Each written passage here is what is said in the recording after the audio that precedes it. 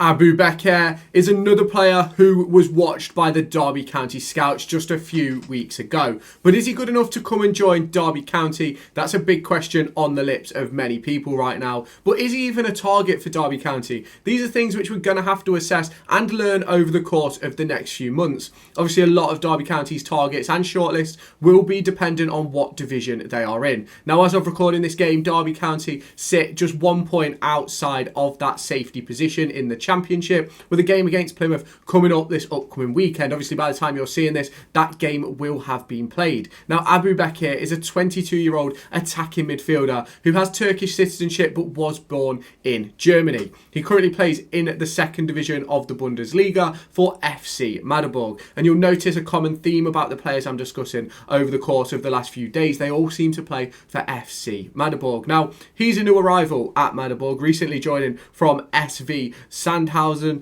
just like another couple of players on this list. Now, obviously, as a player, he's done a wide range of things in his career so far, but has he shown enough to warrant a potential Championship move?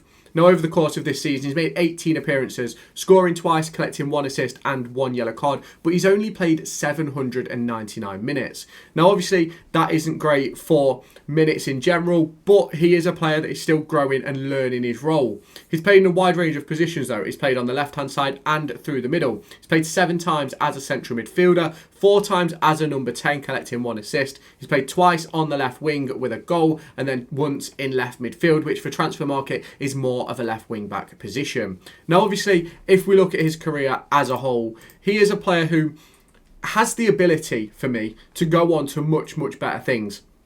132 appearances across his career so far, 24 goals, 23 assists, 12 yellow cards, 6,196 minutes. Now, if you've seen my TikTok, which is probably posted on Instagram, might not be live on TikTok right yet, but he's made 35 appearances at the left wing position, 10 goals and 5 assists, but then he's also made a ton of appearances in other positions. 27 in that number 10 role with 4 goals and 7 assists. 17 appearances in central midfield with 1 goal. He's made 9 appearances on the right wing, 1 goal and 3 assists. He's made 6 appearances as that second striker, collecting a goal. 3 appearances in that left midfield, left wing back role with 3 assists. And then he's made 2 appearances in both centre forward and right midfield, collecting 2 goals and 1 assist. Now, this player has a decent history. He played at Dortmund for a while before moving to SV Sandhausen, before then going to FC Magdeburg. Now, obviously, there's a big talking point about this, and especially for Derby County, is how many of those foreign players do we want within the squad that have the potential to be good but maybe aren't quite there yet? Because the big conversation about Abu-Bekir is he's probably the lowest valued of the players on the list.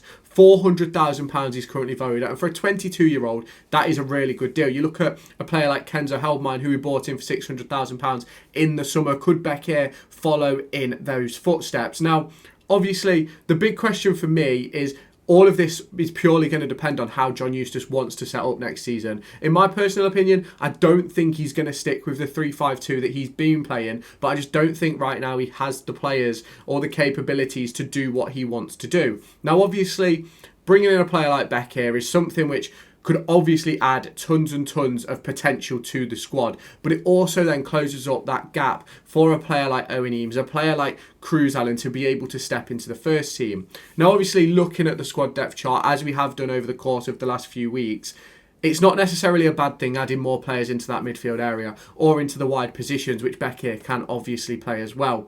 But it's also important that when we're bringing in these players, we make sure that those players below them, the likes of a Cruz Allen, the likes of an Niall McAndrew, the likes of an Owen Eames, a Harry Hawkins, all have that understanding of where they could potentially fit in should an opportunity arise.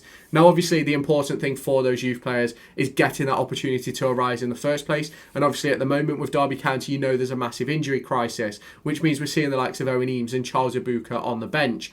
And will we see an injury crisis like this again? I hope, obviously not, but you never know what could happen over the course of a season. And that's why even bringing in quality like this, I still think there's a decent pathway for those younger players. You look at when Louis Sibley broke in, Jason Knight, Max Bird, they all had decent squads around them to break in. Obviously, yes, you then had Max Bird breaking in alongside Wayne Rooney, with Graham Shinney still in the squad. You had Louis Sibley breaking into that team as well. Jason Knight had already got himself well within the starting lineup by then, and it's obviously massive for Derby County to go and pick up these younger talents, to give themselves the opportunity to move into those foreign markets and be able to put themselves in a position where they can bring in a player who might necessarily not be known in the British game and give him a decent opportunity to push himself forward and hit those potential levels. Now, obviously for Derby County, we lose a ton of players in the summer, and that's why we've got to be looking at players now. We've got to have a true understanding of what Derby County will need this summer. And I'm sure that John Eustace, I'm sure that